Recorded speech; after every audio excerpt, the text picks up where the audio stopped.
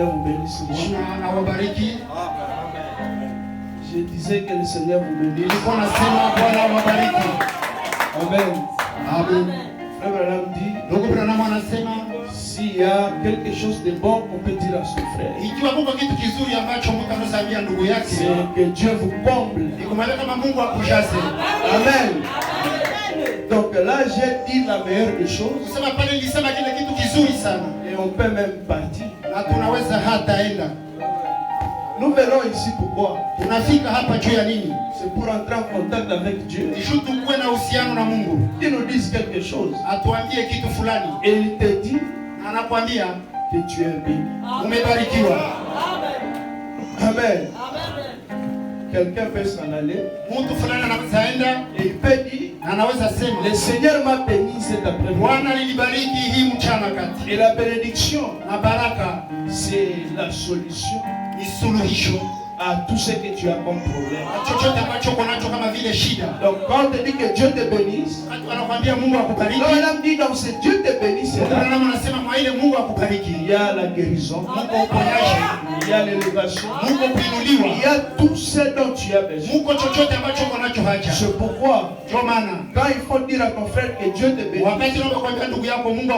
sois sincère, parce que tu es en train de l'aider, tu es en train de résoudre ce problème. Maintenant imaginez-vous, si vous dites à quelqu'un que Dieu te bénisse, pendant que vous n'êtes pas sincère, ça ne vient pas du cœur, ça va produire le négatif. Amen. Est-ce que tu peux dire à ton frère que Dieu te bénisse?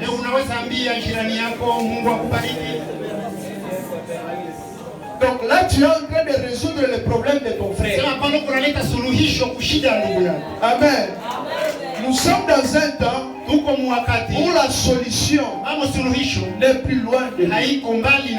La solution, c'est la personne assise à côté de nous. Amen. C'est pourquoi, dans tout ce que nous pouvons dire, peu importe comment on peut prêcher, amenons le peuple de Dieu à comprendre qui il est. Non, non, lui. Qui es-tu? Qui est ton frère? Parce que si nous arrivons à comprendre qui nous sommes, on va même changer la façon de prier. On va changer la façon d'adorer. Si nous comprenons qui est l'homme. Amen. Nous nous attendons souvent aux solutions. On va prier Dieu. On va jeûner 40 jours. Et puis tu t'imagines un vent qui va passer pour venir te donner la solution. Tu t'imagines une voix audible qui va souffler à l'oreille. Je ne dis pas que ça n'existe pas. Mais c'est rare. Mais l'agent de Dieu, c'est l'homme. Amen. Quand tu as prié, la solution à ce problème est entre les mains de quelqu'un. On devait comprendre ça. Et ça va résoudre beaucoup de problèmes. Donc devant moi, j'ai des sœurs appelées sœurs solutions. J'ai des frères solutions. Amen. Parce qu'un frère, il a une solution au problème de son prochain. Et une sœur est une solution aussi à la sœur. Et vice versa. Amen. C'est pourquoi la Bible dit, vous allez accueillir chez vous des anges. Sans les saints. Tu vas prier, Seigneur, visite-moi. J'ai besoin de te voir. J'ai besoin de te toucher.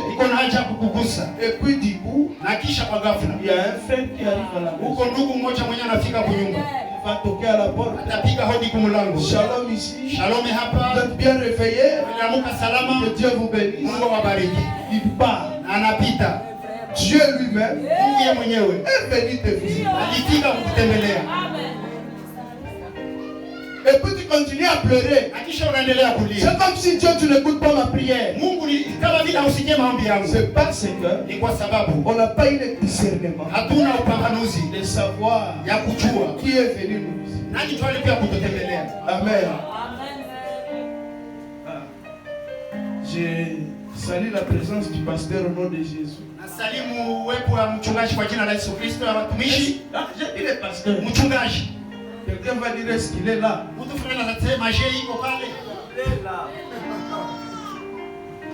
Le pasteur Polycarpe, je vous salue au nom de Jésus.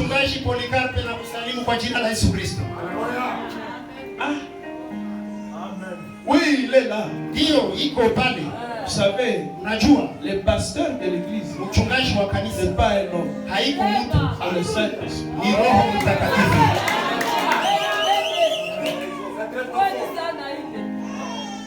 Je salue les hommes de Dieu au nom de Jésus. Je salue les chantres, particulièrement les frères Caleb. Je salue aussi mes sœurs au nom de Jésus. Je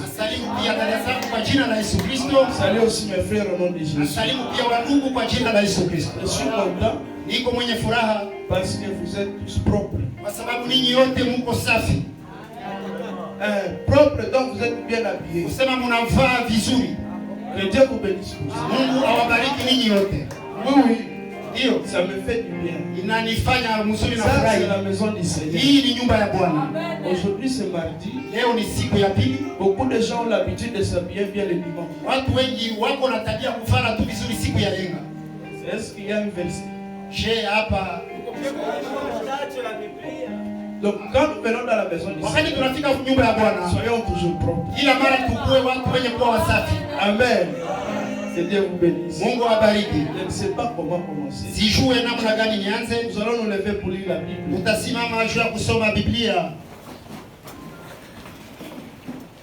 Disons dans Romains chapitre 8, versets 17 à 19. Disons dans le nom du Seigneur Jésus. Or, si nous sommes enfants, nous sommes aussi héritiers. Héritiers de Dieu et co-héritiers de Christ, si toutefois nous souffrons avec lui, afin d'être glorifiés avec lui. J'estime que les souffrances du temps présent ne seraient être comparées à la gloire à venir, qui sera relevée pour nous. Aussi la création attend-elle avec ardent désir la révélation des fils de Dieu. Amen. Na kama sisi tu watoto, basi tu wariti wa Mungu na wariti pamoja na Kristo, kama tukiteswa pamoja naye, ili tukuzwe pamoja naye vile vile. Kwa maana ninahesabu mateso ya wakati huu wa sasa kuwa si kitu, tukiyafananisha na utukufu ule utakaofunuliwa kwetu. Kwa maana viumbe vyote vinangojea kwa hamu sana ufunuo wa wana wa Mungu. Amina. Najua Bwana anatengeneza njia. Vous connaissez ça? Mnajua ile nyimbo? Najua Bwana anatengeneza njia. Anatengeneza njia ya maisha yangu. Oh, anatengeneza njia ya maisha yangu. Oh, imba najua. Najua Bwana anatengeneza njia. Najua Bwana anatengeneza njia. Anatengeneza njia ya maisha yangu. Oh, anatengeneza njia ya maisha yangu.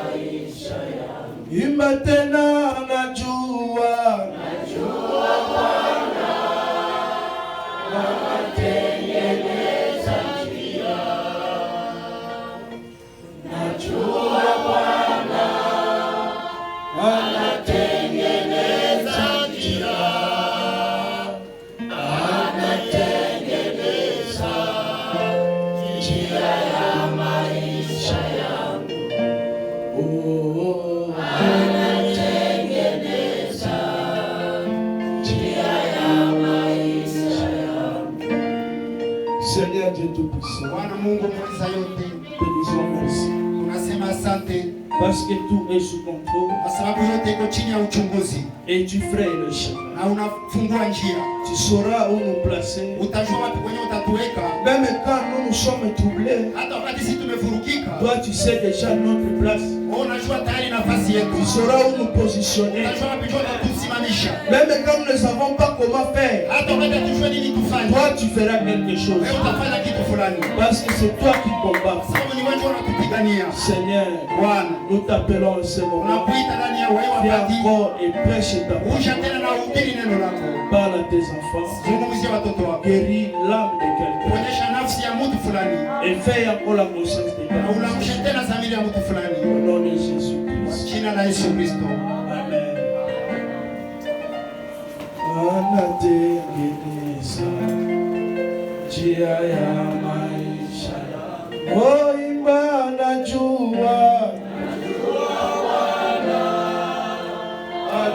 Anatengeneza njia.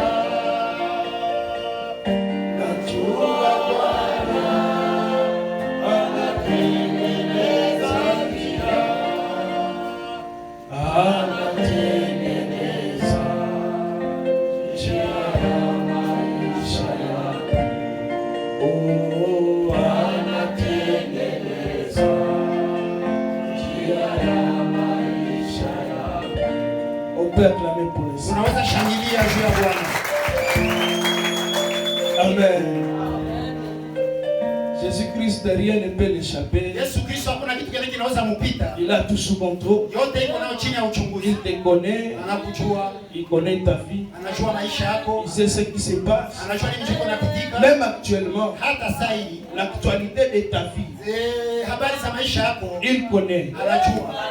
Tu peux être là, tu te dis, Unaweza kuwa bado unajiambia. peut-être tu es poussé à bout. Saa zingine umefikia mwisho, umesukuma Tu es en mpaka train de mwisho. te dire, Seigneur, Uko unajiuliza Bwana, moi tu m'as oublié. niye ulinisahau. Sincèrement, Dieu, Kwa unyofu tu Mungu as béni tel, ulibariki tu fulani, as fait ceci à tel. ulifanyizia mwingine Mais hiki. c'est comme si moi, Lakini ni kama vile mimi tu m'as oublié. ulinisahau. Hapana.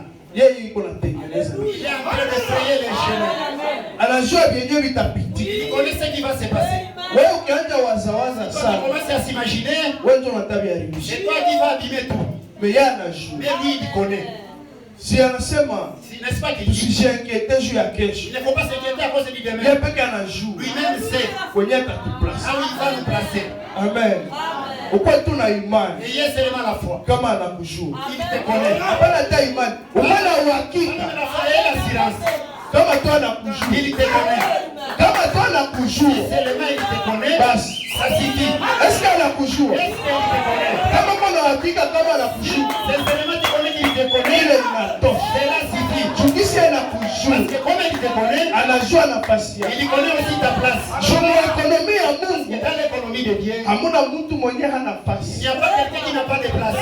Kila mtu Chaque personne iko nafasi yake. a une place à lui. Kisi tu anakujua, Comme il te connaît, maana uko nafasi. c'est parce que tu as une place. Amen.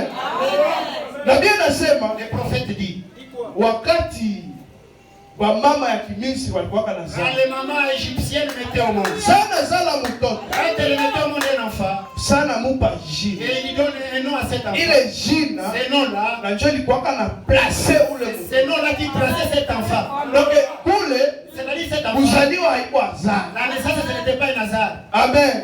Na sisi tuko na nchi Nous yetu aussi, nous avons notre pays. yenye tunazaliwaka ndani Dans lequel nous naissons, kupitia Roho à Mtakatifu. travers le Saint-Esprit. Mungu akisha kupatia tu uzaliwa, Quand Dieu a fait que tu puisses te maana ukibatizwa na Roho si tu es Mtakatifu, baptisé par le Saint-Esprit, Bwana, mon cher, basi la place, utaipata. il y aura une place. Juu kama hakupe Parce hayo, que s'il ne te donne pas une ile place, Roho Mtakatifu yenye kwa le mwewe, Saint-Esprit-là qui est en toi, si ni sehemu yake, n'est-ce pas que c'est sa portion? itapotea basi.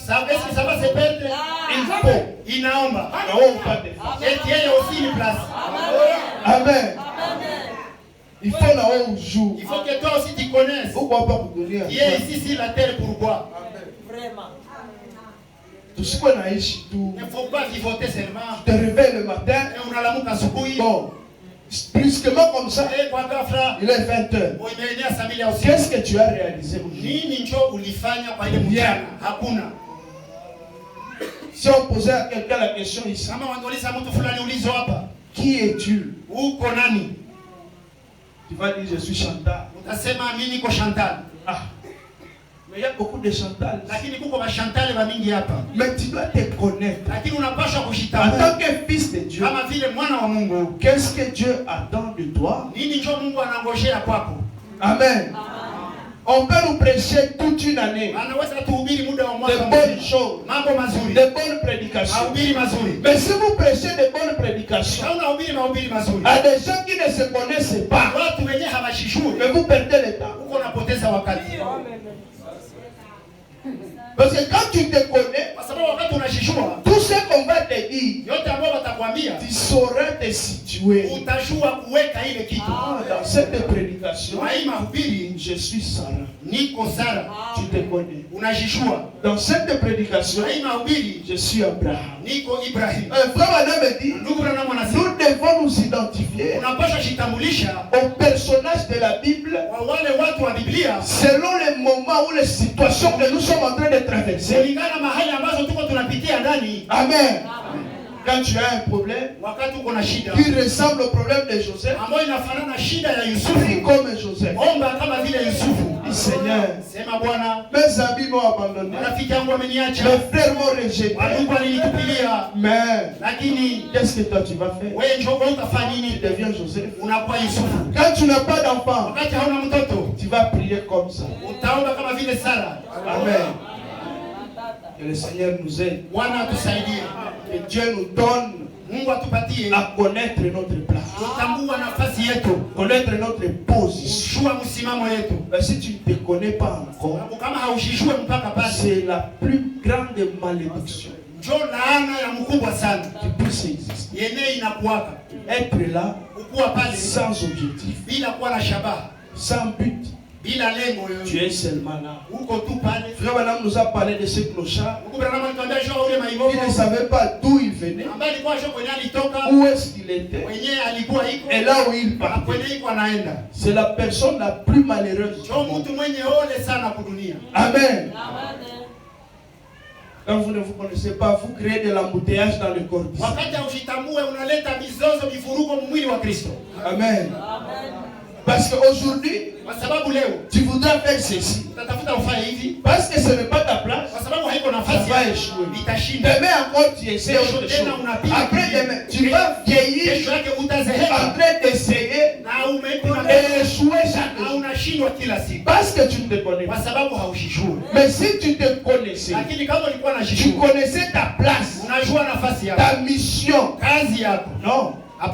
Même si là où tu es, les choses semblent ne pas marcher, mais parce que tu connais que c'est ici ma place, même si ça devenait difficile, tu resteras là-bas jusqu'à ce que le Seigneur il sera obligé de te bénir là-bas. Amen. Amen. Si vous voyez quelqu'un, il est en train de faire quelque chose. Quand il y a des dures épreuves, il part. C'est qu'il ne savait pas ce qu'il fait. Peut-être il était un imitateur. Mais quand Dieu nous crée, il rattache à chacun une mission spécifique. Amen. Chacun est descendu sur la terre avec sa mission. Est-ce que chacun peut dire j'ai ma mission? Amen. Chacun a sa mission. Chacun a son travail. Maintenant le problème aujourd'hui, moi je vais laisser ma mission et je vais faire sa mission. C'est ça, c'est l'échec. Amen. Mais lorsque vous faites selon que Dieu vous a demandé de faire, vous aurez le succès. Amen. C'est pourquoi nous devons nous connaître pour réussir, pour évoluer, pour prospérer. Il faut nous connaître. Tunapaswa shitambua. Connaître chacun sa mission. Kila mtu wetu kujua na kazi yake. Est-ce que c'est la vérité? Je ile ni kweli? Amen.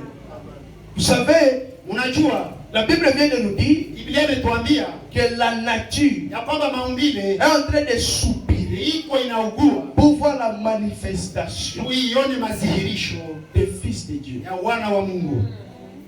Maintenant, les fils de Dieu vont se manifester Sasa wana wa Mungu watadhihirika pendant qu'ils ne se connaissent pas. wakati yeye hawashijue. Tu dois d'abord connaître qui tu es. Kwanza unapaswa jua wewe uko nani. Est-ce que tu es d'abord fils de Dieu? Je, kwanza uko mtoto wa Mungu. Étant fils de Dieu, qu'est-ce que tu dois faire? Ukiwa mwana wa Mungu nini ndio unapaswa fanya? Amen. Parce qu'on nous a longtemps dit Sasa wametuambia siku la nature soupire maumbile inaugua pour voir la manifestation des fils de tuone Dieu. madhihirisho wana wa Mungu. Mais on nous a pas dit comment les fils de Dieu doivent se comporter. Hawakutuambia namna gani watoto wa Mungu wanapaswa shikamata. Hein? Cette nature-là Ile maumbile qui est en train de soupirer, iko inaugua. elle s'attend à quoi? Inashingoshelelea kunini? Vous allez dire, Utasema, mais nous sommes là. lakini si tuko pale, Nous prions Dieu. si tunaomba Mungu, Nous partons à l'église. tunaenda kwa kanisa, Mais la nature continue à soupirer. lakini maumbile yanaendelea kuugua. Quand bien même vous venez à l'église. Hata kama mko mnafika tu kwa kanisa, Quand bien même vous priez, hata kama mngali mnaomba, la nature continue à soupirer. maumbile yanaendelea kuugua. Alors qu'est-ce qui ne va pas? Sasa nini ndio haiendelei? Qu'est-ce que la nature attend de nous? Maumbile inatungoshelelea kwa nini? Amen. Nous devons prendre conscience de cette Unapaswa kuwa chose. na dhamiri ya ile isomo. La nature continue à soupirer. Maumbile inaendelea kuugua. Pendant que les églises se multiplient. Wakati ile makanisa inaendelea kujizidisha. Mais la nature n'est pas encore satisfaite. Lakini maumbile haiyatosheka. Le problème, Shida ce n'est même pas Dieu. haiko hata Mungu. Le problème, c'est nous-mêmes. Shida ni sie wenyewe. Parce que nous sommes ici sur la terre. Kwa sababu tuko hapa kwa dunia, Nous ne connaissons pas notre travail. hatujue kazi yetu. Nous ne connaissons pas notre mission. Hatujue kazi yetu. Vous êtes engagé dans une entreprise. Umepata kazi mu kampuni fulani, Est-ce qu'on t'engage pour rien? je wanakupatia ile kazi kwa bure tu. Quand on t'engage, Wakati wanakupatia kazi, c'est parce qu'il y a un poste vacant. kwa sababu kuko kazi ile haina mtu. C'est-à-dire le comptable de l'entreprise Usema yule mwana anaongoza kampuni a démissionné. ameacha kazi, On cherche un autre comptable. wanatafuta mwingine mtu wa kuweka hazina. Un chauffeur n'est pas dans l'entreprise. Dereva haiko mkampuni, On cherche un chauffeur. wanatafuta mwingine dereva. Quand on t'engage, Wewe wanakupatia sasa kazi, d'abord tu as signé le contrat comme équipe. kwanza ulisaini ile mapatano sasa vile nani? Tu es chrétien comment? Uko Mkristo namna gani? Hein? Comment tu t'es retrouvé dans notre entreprise? Namna gani ndio ulishikuta huko mkampuni yetu? Quand Jésus-Christ t'a appelé, Wakati Yesu Kristo il alikuita, t'a appelé comment? alikuita namna gani Et pourquoi? na juu ya nini? C'est ça l'église. Ile ndio kanisa. Nous sommes des chrétiens. Tuko wa Kristo. Oui, alléluia. Hiyo haleluya. Tu es chrétien comment? Uko Mkristo namna gani? On te retrouve dans notre entreprise seulement comme ça. Tunakuwa tu mkampuni yetu hivi, Quand tu es en train de tourner du matin au soir, wewe unazunguruka asubuhi et na puis à la fin du mois, tu attends un na salaire. mwisho wa mwezi unachunga mshahara. Tu es voleur. Uko mwizi. Si quelqu'un entrait ici, Kama mtu fulani vous anaingia, ne le connaissez pas, hamumjue, et il commençait à jouer le rôle d'un diable. anaanza fanya kazi ya shemasi. Bon, qu'est-ce que vous allez faire de lui? Utafanya nini na ule mtu? Baba, oui, quoi, il- C'est comment mon frère? il t'a engagé. Nani ndio alikupatia hii nafasi? Les titres sont engagés. Non? Washemasi ni wanapatiwa kazi, Donc, ils sont mandatés. wanapewa kazi. Vous votez ou le pasteur va placer quelqu'un. Unachagua mchungaji anatia mtu fulani. On connaît que lui, Wanajua kama ule il mtu est là comme diable iko pale kama vile shemasi. dans notre grâce tabernacle. Maskani yetu ya neema. Maintenant, Dieu aussi, Na Mungu naye c'est une institution. naye ni institution fulani, ushirika fulani, shirika fulani. Amen. Nous sommes dans une kampuni. Isoke naye tu ni kampuni. Sasa mkampuni yake Génération d'entreprise. ulifika amo ahe Toi, tu es arrivé comment dans cette entreprise? alikuita Est-ce qu'il t'a appelé? onasa alikuita alikwambia ukifanya amo nini? Qu'est-ce qu'il vous a dit de venir faire? Parce que la Bible dit Kwa sababu Biblia inasema nul ne peut venir à moi hakuna yule anaweza fika kwangu si le Père ne l'attire. ikiwa baba hakumfutia. Amen. Il t'a attiré Alikufutia que tu viennes à lui. ufike kwake. Pourquoi? Juu ya nini? Hein? Pourquoi je suis chrétien? Juu ya nini niko Mkristo? Pourquoi je pars à l'église? Kwa nini mimi naenda kanisa? C'est pourquoi quelqu'un peut faire 40 ans dans l'église. Et nous disons, oh un vaillant, un ancien. Alors qu'il n'a jamais laissé. Il n'a jamais commencé. Parce que la course commence lorsque tu reconnais ta place. Toi tu veux recevoir un salaire, tu n'as pas presté. Amen. On peut t'engager. Mais quand on ne t'a pas encore affecté, tu vas recevoir un salaire pourquoi? Amen. Oui, c'est pourquoi nous devons recommencer et que chacun arrive à découvrir qui il est. Amen. Les gens pensent que quand on parle de l'appel, Dieu t'a appelé, il faut allusion au prédicateur. Nous avons tous été appelés. Maintenant, quand on devient prédicateur, ça peut être l'affectation. Quand on devient chantre, ça peut être l'affectation. Le diacre n'est pas l'affectation.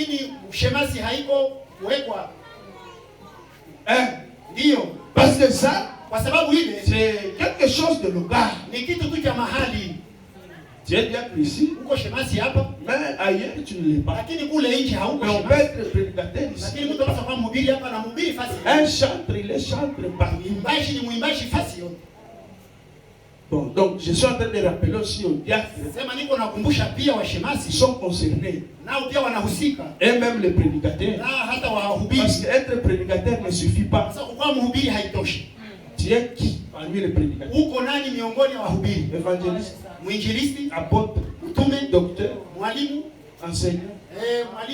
Hein? Donc, que Dieu nous assiste.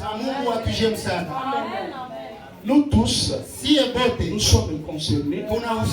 Nous avons été appelés. Et vous, sœurs, vous avez été appelés. Frères, vous avez été appelés. Et quand on t'appelle, c'est pour un travail.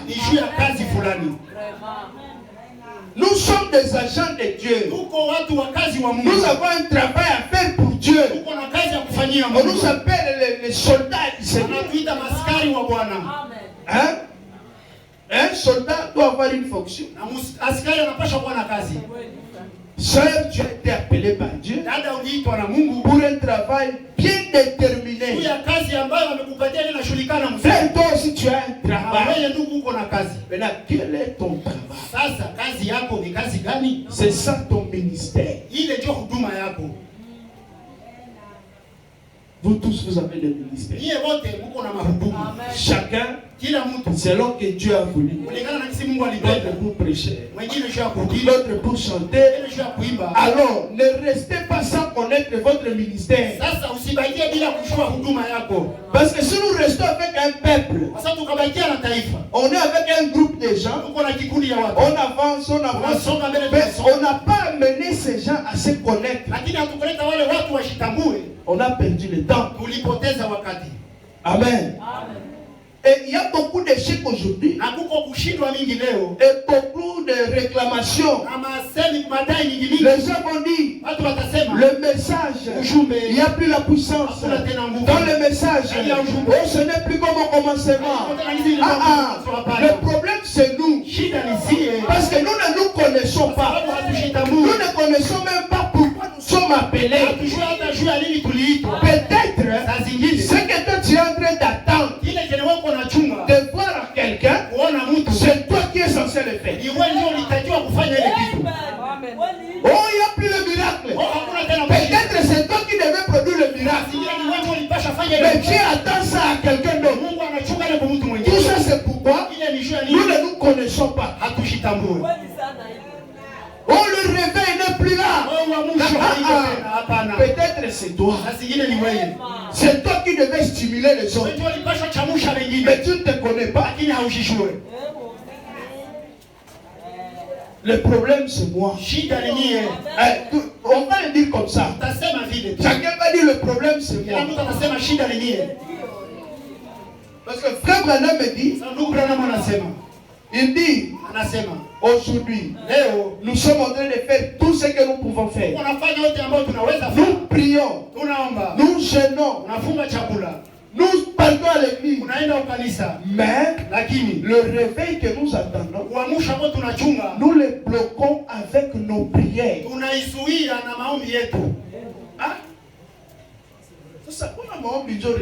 C'est la prière qui est le réveil. Bon, dimanche. Frère Madame, je vais dire ça. Dans un homme appelé de Dieu. Ici au paragraphe 33. Est-ce que vous me suivez? Eh bien, bien des gens qui prient pour avoir un réveil. Je me demande si eux parfois, ceux qui prient, si ce ne sont pas leurs prières même qui bloquent la fontaine de bénédiction. Ah! Mais nous prions. Et nous savons que la prière c'est la solution. C'est la solution. Lorsque vous avez même compris prier c'est quoi? Parce que nous pensons que prier, je fais 5 jours à la maison, en train de prier, c'est bon. Écoutez, frère Branham me dit, nous pouvons organiser des réunions de prière, des jeûnes et tout. Mais nous bloquons le réveil avec nos prières. Donc frère, on ne va plus prier. Non. Continuons à prier. Mais après avoir prié, il y a quelque chose à faire. Écoutez. Alors, ces gens sont des peureux et qu'ils ont peur de faire confiance en Dieu, peur de le prendre au mot, peur de croire qu'il vit encore aujourd'hui. Nous pouvons prier. Et puis après, nous avons peur. Nous prions pourquoi? Pour nous recharger. La prière c'est une puissance. Tu peux faire, moi si quelqu'un priait même 40 jours, c'est bien, j'aime beaucoup ça. Mais quand je te vois quitter de cette retraite là, je dois voir les effets de ta consécration. S'il n'y a pas de résultat mon frère, ou son manque est tel, il ne faut plus prier. Il faut arrêter. Voilà comment nous bloquons le réveil. Et nous serons distraits. Oh, moi j'ai la puissance. La puissance c'est qui ne produit pas de résultats. Oh, moi je suis un homme de prière, frère. Je jeûne 4 jours par semaine. Qu'est-ce que tu produis dans notre entreprise? Tes jeunes est là. Ça va, c'est ça ta place. Mais le résultat c'est ça.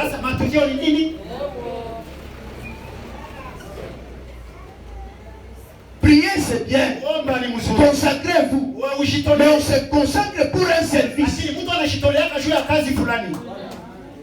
Tu t'es consacré, tu as prié, et puis après la prière, tu t'en vas, et rien ne se passe.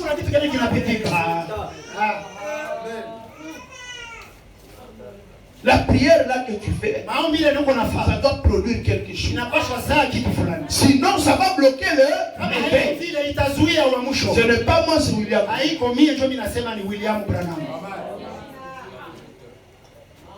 Continuons à prier, mais la chose essentielle, c'est de passer à l'action. Et Branham dit que c'est ça le problème avec l'église. Ils ont peur. Ils peuvent se consacrer. Ils peuvent aller à l'église. Mais quand ils doivent aussi exercer leur puissance, ils ont peur. Quand vous venez ici à l'église, c'est là où vous venez trouver la puissance, la formation. Quand nous quittons ici, ce n'est pas pour rentrer à la maison et dormir. Je ne suis pas d'accord avec cette religion. allons maintenant prouver au monde que nous avons reçu la chose. Allons maintenant manifester Dieu. Voilà ce que la nature attend. Des courageux, des hommes et des femmes qui vont se déployer dans des rues et prouver que Dieu est le même hier aujourd'hui. Peu importe si ici à l'église nous sautons avec l'onction, nous pouvons même détruire des murs, casser des chaises. Ce n'est pas ça le réveil. Ce n'est pas ça le réveil. Parce que vous cassez des chaises ici et ça se termine par là. Ce n'est pas ça le réveil. Les gens pensent que quand on a crié, quand on a sauté, on s'est roulé par terre, on a eu le réveil. C'est faux. Le réveil, c'est un homme.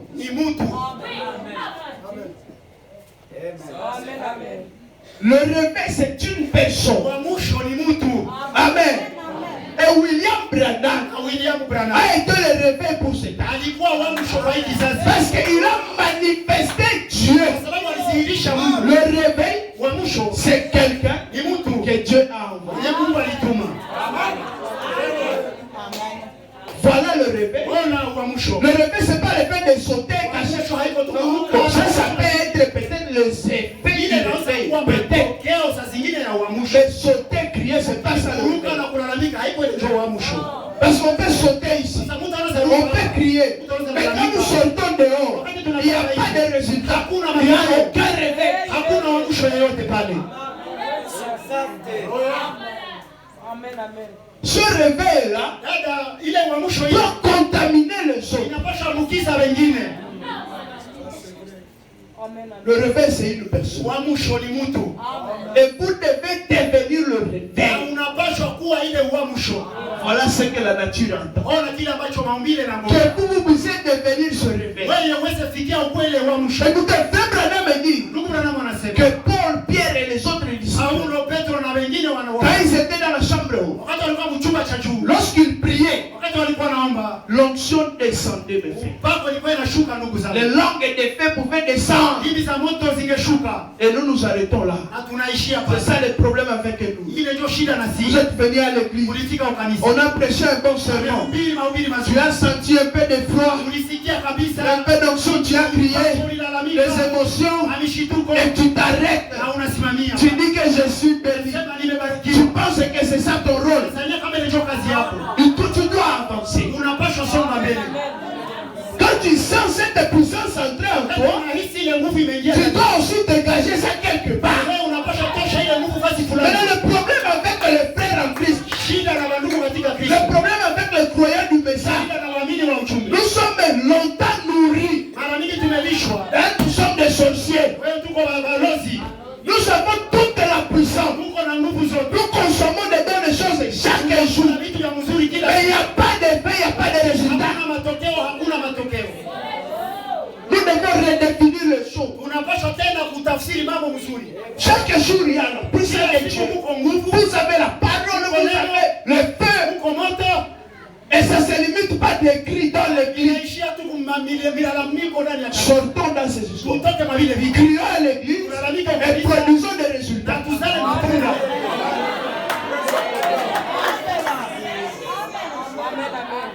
Amen.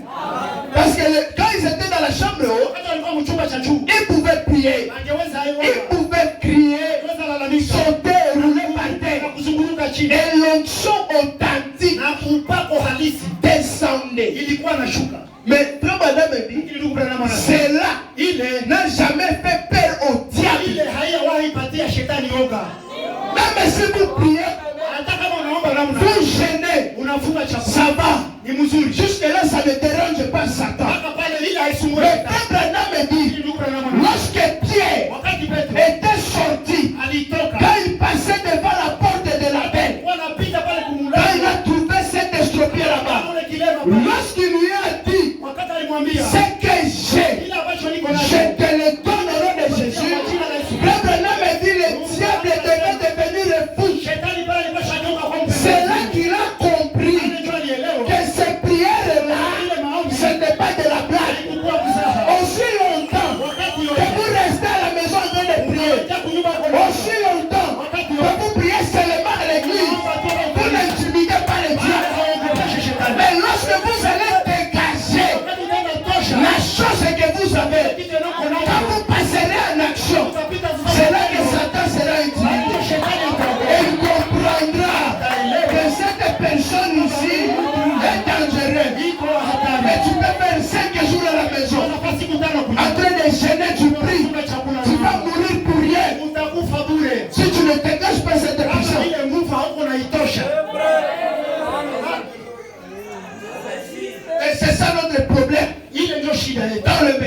ndani ya mtu. Nous avons la puissance. Tuko na nguvu. Une parole qui délivre. Neno ambalo inaponya. Une parole qui libère. Neno ambalo inafungua. Nous venons nous recharger chaque jour. Kila siku upata nguvu mpya. Mais quand nous sortons, Lakini wakati tunatoka c'est terminé. inaishia pale. On doit quitter dans ça. Tunapaswa toka mwa ile kitu. Nous devons devenir ce réveil. Tunapaswa geuka, tunakwenda uamsho. Écoutez, nous sommes dans un temps Tuko mwakati où Dieu Baba Mungu nous a donné la responsabilité. alitupatia ujukumu. Et lui, il reste à côté. Na yeye anabakia pembeni. Il nous observe. Anatutazama. Quand vous priez, oh Seigneur Dieu, oh dans le monde, il y a ceci qui nous en aide. Wewe pia tusaidia. Si un pentecôtiste prie comme ça, Kama mtu wa Pentekoste na naomba na Dieu kushika. peut l'exaucer. Mungu anaweza Mais kushibia. toi non. Lakini wewe hapana. C'est pourquoi Ndio maana nous pouvons être dans la confusion unaweza kuwa et mchangamano penser que kuanzia les pentecôtistes ont Dieu plus que nous. Mapentekoste liko na Mungu zidi yetu. C'est parce que Ni kwa sababu elles sont des enfants wao ni watoto. qui peuvent crier, Elewa anaweza ils lalamika. peuvent pleurer Anaweza lia. et Dieu les Na exauce. Mungu anawashibia. Toi, tu es un adulte. Wewe uko mtu mkubwa. Dis-moi un peu. Uniambie kidogo. Ton enfant de 40 ans Mtoto wako wa miaka 14 vient pleurer. anakuya lia. Maman biscuit. Mama alipatia biskuti. Hautamupiga kofi. Est-ce que tu n'allais pas les chiffler? Maintenant, ou soit Hao aujourd'hui tu vas réaliser, leo utaona soit tu rentres chez le pentecôtiste. hao unarudia kule kwa Pentekoste. Parce que quand nous recevons la révélation, Wakati tunapotea ufunuo tout change. yote inabadilika. Même la manière de prier. Hata hali ya kuomba.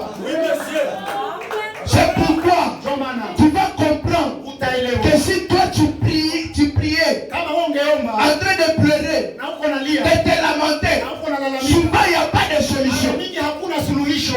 Ça c'est vrai. Amen. Amen. Amen. Mais si un pentecôtiste pouvait pleurer, Kama mporo Dieu angelia va l'exaucer directement. atamshidia pale pale. Dieu, Mungu toi il ne veut pas que tu puisses pleurer. yeye hapendi ulie. Toi il a changé les choses. Il est devenu toi. Wewe aligeuka alikuwa Il wewe. attend que tu puisses créer la chose. Que toi-même tu dises, c'est terminé avec ce problème. C'est ce que tu attends. Prononcer la parole. On ne va pas prêcher les choses et puis ne pas les appliquer. Oh, le temps de la parole. Oh, créer. Et puis quand vous priez comme les enfants. Nous sommes en train de nous troubler nous-mêmes. Nous devons vivre le message. Vivre ce que nous prêche. C'est prononcer la parole. Nous devons prononcer la parole. Si vous lamentez, rentrez chez les pentecôtistes. Allez pleurer là-bas. Trop souvent, quand un aigle est en train de prier avec des pleurniches là, Dieu n'exauce pas souvent. Ce n'est pas qu'il n'exauce pas, mais il te regarde. Il dit, regardez-moi cet idiot. Tu es en train de pleurer auprès de qui?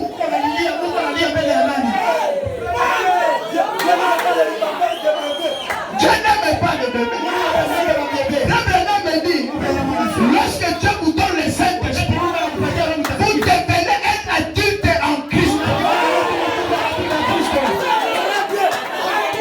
On souhaite, refusons le Saint-Esprit et restons des bébés. Mais recevoir le Saint-Esprit, c'est grandir, c'est devenir un adulte. Et un bébé ne demande pas comme un adulte. Les parents sont ici. Si un bébé demande, il pleure et tu réponds directement. Mais un adulte, il prononce. D'ailleurs, quand un enfant a grandi, il vient comme s'il vous menaçait. Maman, on m'a cherché à l'école. Donne-moi l'argent maintenant. C'est comme ça que les adultes font. C'est comme ça que tu dois prier. Parce que tu es devenu adulte en Christ. Le Seigneur, j'ai besoin de ceci maintenant. C'est tout. Mais si nous continuons là-bas, écoutez, c'est pourquoi le message est compris. Quand nous voulons aux autres. Sasa tunatafuta fanana wengine. Tena tunakuwa tuko na gérer. C'est vrai. Quand nous voyons les gens en train de pleurer, ils sont en train de prier, c'est bon. Mais toi, un moment, tu vas réaliser. Mais la chose pour laquelle je suis en train de prier se trouve en moi.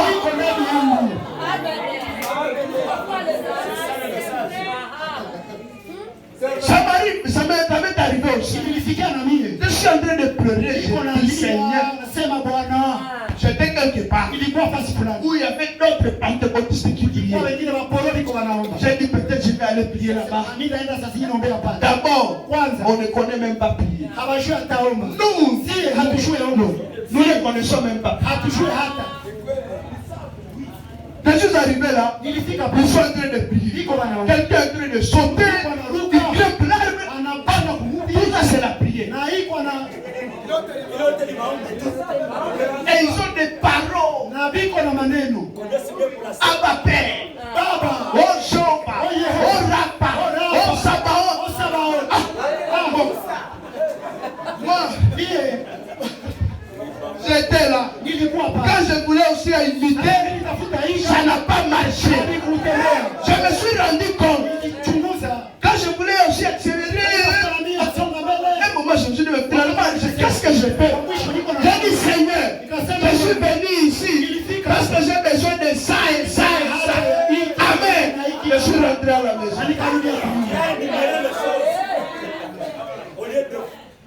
Et c'est tout. C'est pourquoi, mettons en pratique cette parole qu'on nous prêche. Non, c'est le temps de proclamer la parole. Oh, vous êtes des créateurs. Mais malheureusement, après la prédication, vous ne mettez pas ça en pratique. Vous arrivez à la maison, vous commencez à pleurer comme les autres. Pourquoi nous avons reçu le message?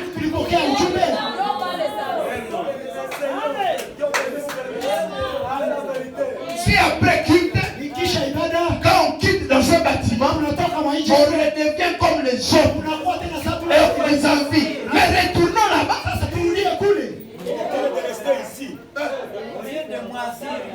Ce que nous avons reçu, ça ne nous aide à rien.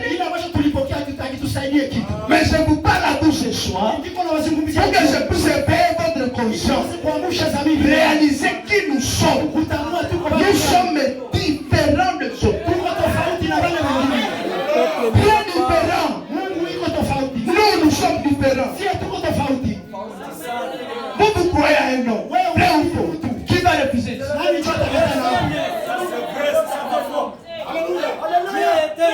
Les fils et Dieu, on va voir. Vous croyez à un homme. Et puis avec tout ça là, quand nous témoignons aux gens ce que nous croyons, ils disent que nous sommes des fous. On va m'appeler fou pour rien.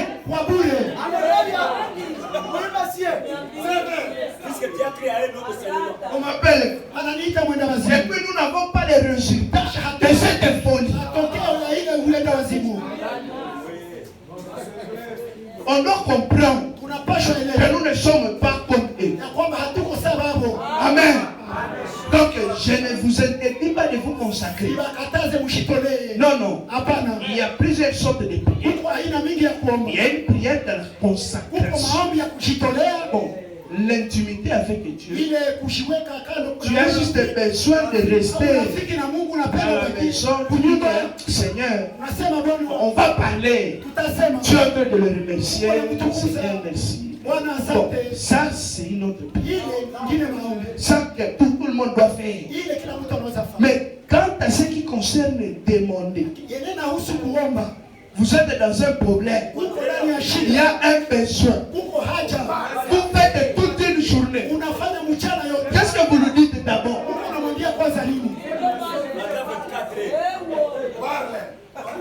Vous êtes devant un démon. Et puis vous commencez. Rabbi, c'est sur-là sur le calme. Oh, regarde. Oh, sunset. Oh, passé. La Bible nous dit ceci. Vous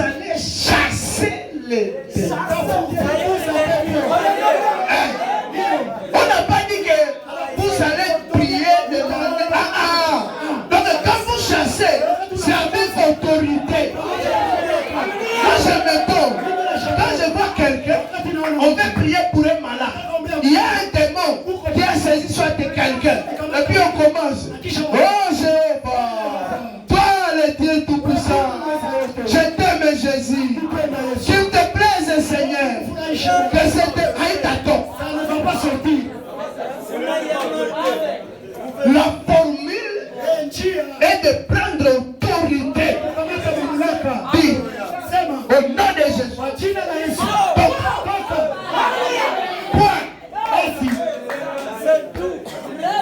Écoutez, et si vous montez dans la foi, vous ne pouvez même, vous risquez même de ne pas dire au nom de Jésus.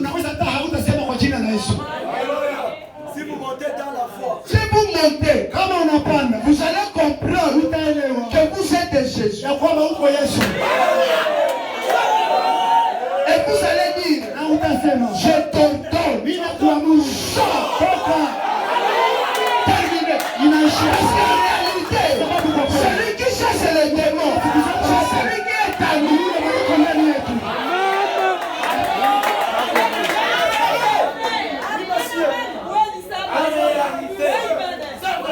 Il y a des formules.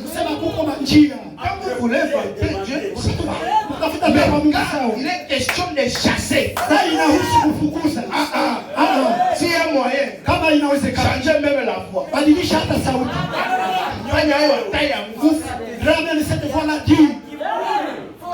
Parce que la Bible dit aussi, il y a aussi des prières où il faut crier. Donc vous parlez avec une voix d'autorité. Oui.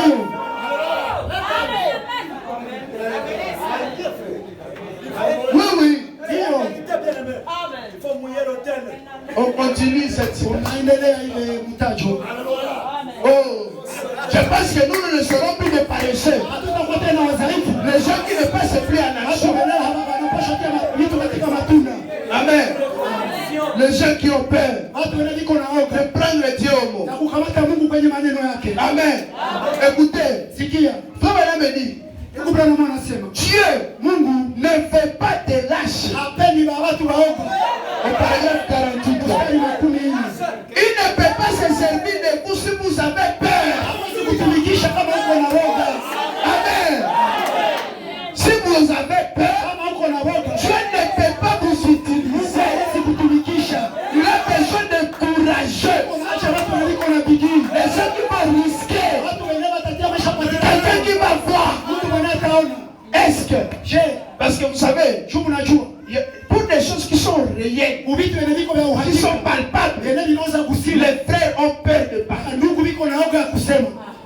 Parce qu'ils voient que, si je disais qu'on m'appelle un policier, les gens, ils doivent voir qu'il est guéri. Vous allez voir les gens, ils n'appellent pas des fous. C'est-à-dire des prières comme ça. Mais on va appeler seulement au mot de tête. On ne voit même pas ça. Il peut partir. On peut même témoigner. Bon, il est guéri. Mais appeler un fou d'accord. Non, on va voir.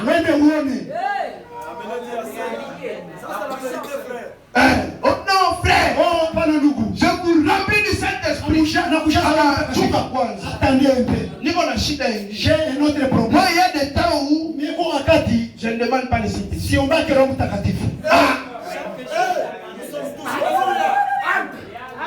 il y a des moments où je demande autre chose. Il y a une porte comme ça dans l'auditoire. Je dis, c'est une homme takatifu. Nous devons avoir le choix. Quand vous avez un besoin qui est en train de vous déranger, voilà le besoin présenté. Je réponds au désir du cœur. J'essaie. Le Saint-Esprit est plus que toi. Laisse d'abord. Maintenant, tu as un problème d'argent. Je viens prêcher. Je te dis, demande ce que tu veux. Pour te faire passer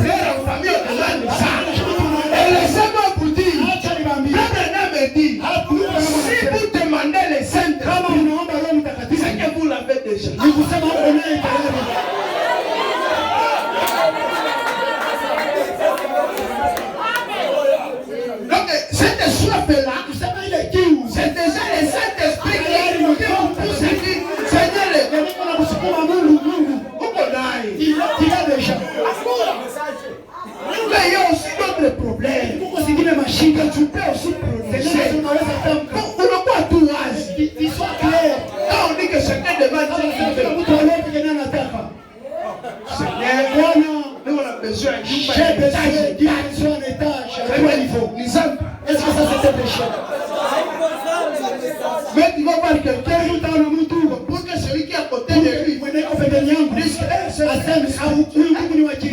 Baba Mungu, Père, unijaze tena, remplis-moi maradufu, remplis-moi Bwana. Quoi utaitosha? Où est-ce que tu vas tirer ça? Le message n'est pas venu seulement pour le Saint-Esprit. Non.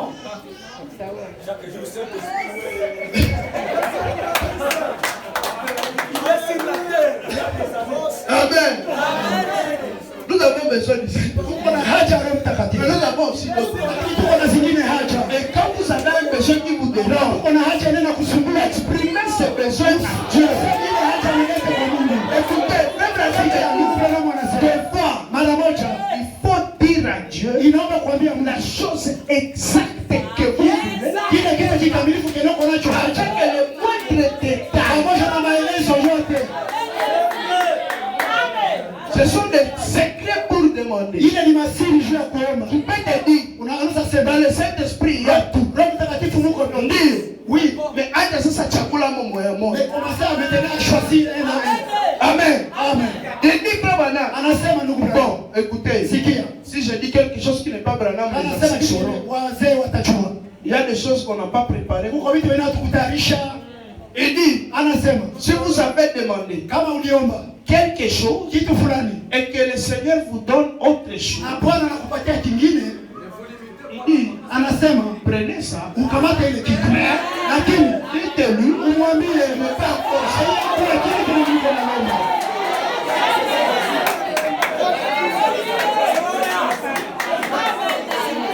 c'est pourquoi comment vous précisez? Si tu n'as pas précisé, donc il fallait préciser. Il n'a pas kitambala ya rose. Kama nakupa ya bleu. Si il te donne un foulard, c'est kitambala. N'est-ce pas que c'est un foulard? Avec un chapeau. Ça n'a pas encore. Il y a rose. Il y a la rose. D'abord, on a bien. Si tu regardes la manière dont on touche la façon de dire beaucoup de choses à dire. Ça t'a coupé quoi comme moi? Il va te donner ça. Quand le quoi au calor. Tu n'as même pas demandé ça. Tu vas dire. Il est un mouchard. C'est ce que tu as demandé là. Amen. C'est pourquoi soyons précis. Quelquefois, quand tu as besoin de l'argent, c'est ma voix. Parlez correctement. Parlez que j'ai besoin de l'argent. Combien? Où on a besoin? Il y a besoin. Je ne sais pas quoi dire. Pour la jour. Il sait. Comment on va faire? Il y a des ailes. Il aime les cheveux. Mais il n'en a pas. Parlez Dieu clairement. Mungu. Dieu, les cheveux ici, je n'aime pas ça. Donne-moi une autre cheveux. Tu parles de ça avec précision. Il va te le donner.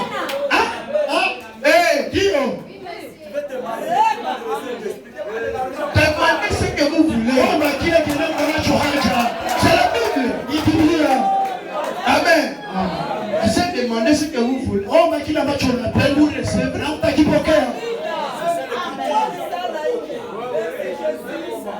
Amen. Donc nous devons passer à l'action. Nous devons dire à Dieu la chose exacte que nous voulons. Je vais terminer au paragraphe 50. Un homme appelé de Dieu. Voilà comment le diable aime procéder. Quand il pense qu'il a le dessus sur vous, il vous dira, écoutez, tu ne réussiras pas à faire ceci. Sur le diable, il pense qu'il a le dessus sur toi.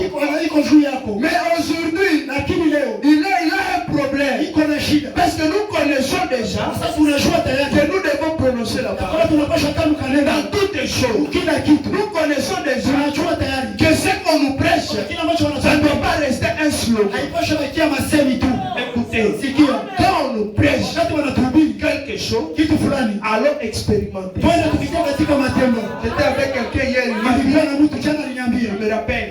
Il dit, frère Branham, quand il voyait Marc 11 dans la Bible, ça dit, c'est pas de demander, c'est la foi. Et si vous parlez à cette montagne, et que vous ne doutez pas dans votre vie, ça va se détruire. J'avais du mal à prêcher ça. Même si j'avais l'inspiration, je voulais d'abord expérimenter cela. Pour dire ça aux gens. Nous devons expérimenter la parole.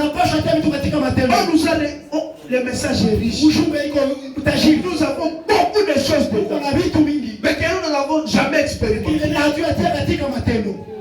À l'église de Frère Branham, on pouvait voler une voiture et ramener ça. Et ça, tout la vie, c'est ma cassement. Nous parlons de ça. Oh, la tiroïde. Moi, j'ai des fils. Quand je prêche, là, on écrit à tiroïde. Je cherche d'autres noms. Josué n'arrêtera plus jamais le soleil. Oui, dis-le. On ne peut pas continuer à citer. Nous devons actualiser la parole. Nous sommes les attiroites de Dieu. Nous sommes, je ne sais pas, les John Charles. C'est nous. Et on doit voir d'autres personnes ressuscitées au milieu d'eux. Amen. Oh. Mais là où je suis aujourd'hui, nous devons passer en action par rapport à ce qu'on nous dit. Oh non, frère, le don de guérison, je ne prierai pas pour un malade, je parle le don de guérison. Qui t'a trompé?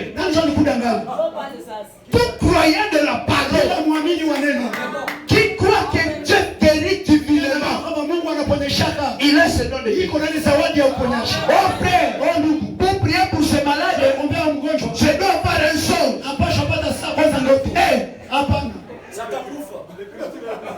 Écoutez ça, je termine. Dans la prédication, c'est par égard pour lui seul. Au paragraphe 8. Et maintenant, nous en tant que des chrétiens, nous devons à tout moment être sur nos gardes. Amen. Nous devons être sur nos gardes. Et voici ce que je pense. Frère, et que tu le sais, je le sais par les Écritures.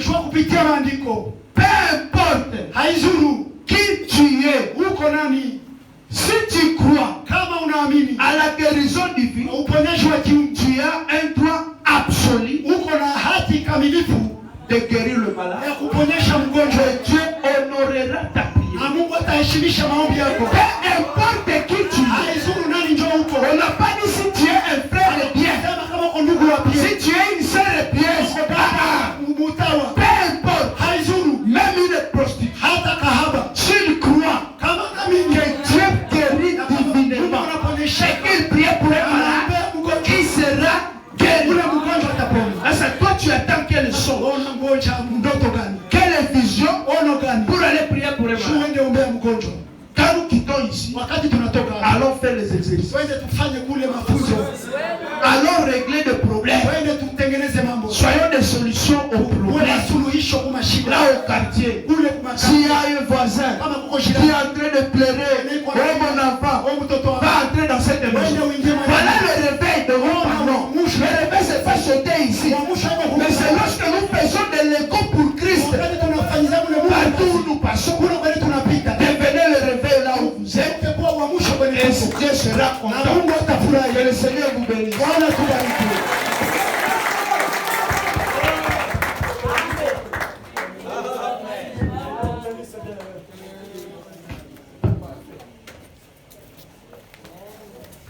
Nous pouvons acclamer pour la parole de Dieu.